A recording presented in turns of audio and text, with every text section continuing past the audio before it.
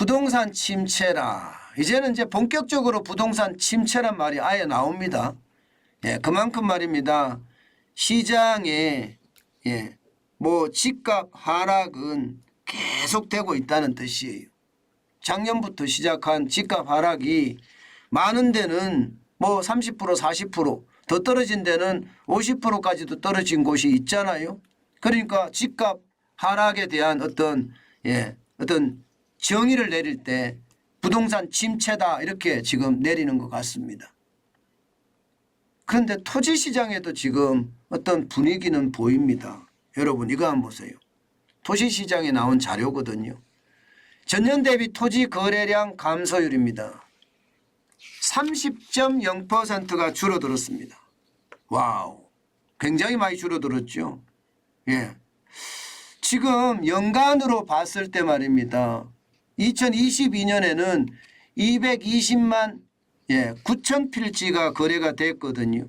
그런데 2021년에는 329만 6,622필지가 거래가 됐습니다. 좀 심각하게 보면 30.0이라고 제가 이야기했지만 33% 정도 됩니다. 33%. 2012년 204만 5천 필지 이후로 10년 만에 가장 낮은 수치입니다. 10년 만에 가장 낮은 수치. 그중에서도 여러분, 그중에서도 220만 9천 필지라는 것은요. 여러분 이게 2009년이 글로벌 금융위기 때잖아요. 그죠? 2009년 223만 1천 필지보다도 낮습니다. 그러니까 부동산 시장의 침체가 토지거래 시장에서도 지금 다가왔다 이런 얘기가 되는 건가요? 거래량이 확 줄었으니까요. 예, 거래량이 확 줄었으니까요. 그만큼 시장의 어떤 분위기는요. 부동산 침체에 따라서 지금 토지 거래까지도 뚝뚝 떨어진다. 아니 폭감한다. 뭐 이렇게 이야기할 수 있다는 뜻입니다. 이렇게 많이 거래가 떨어지면 아무래도 가격도 떨어지거든요. 그러나 가격은 마이너스는 아닙니다. 마이너스는 아니에요. 2018년 4.58%가 올라가고요. 2021년에도 4.17%가 올라갔습니다. 그런데 2022년에도요. 지금 토지값은 2.73% 올랐습니다. 이게 2021년 4.17%보다는 1.4%포인트 감소를 했습니다. 그렇지만 2.73%라는 것은 2015년에 2.4% 상승 이후에 상승폭이 가장 낮았다 뭐 이 정도예요. 그러나 2.74%도 계속 올라가고 있는 모양새다 이런 이야기인가요? 마이너스로 기록을 하지는 않는다는 뜻입니다. 마이너스로. 결국 말입니다.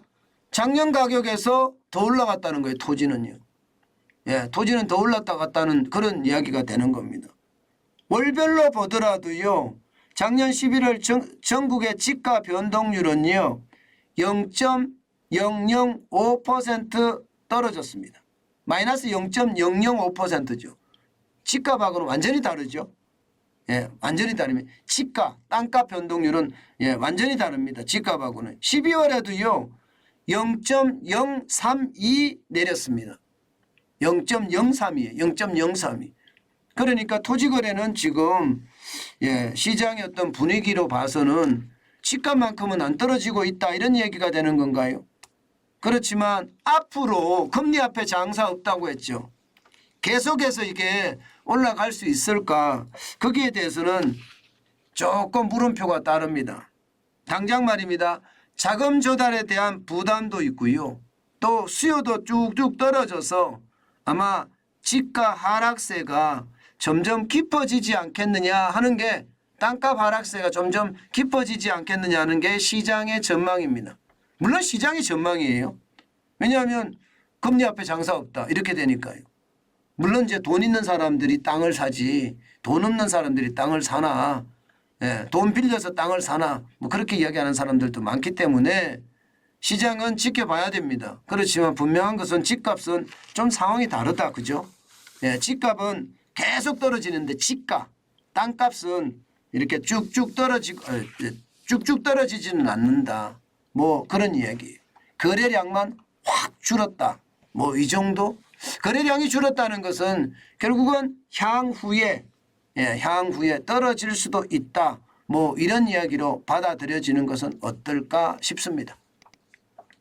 저는 금리 앞에 장사 없다는 말을 늘 말씀을 드리는데 그게 저는 현실이 될 거라고 저는 생각합니다.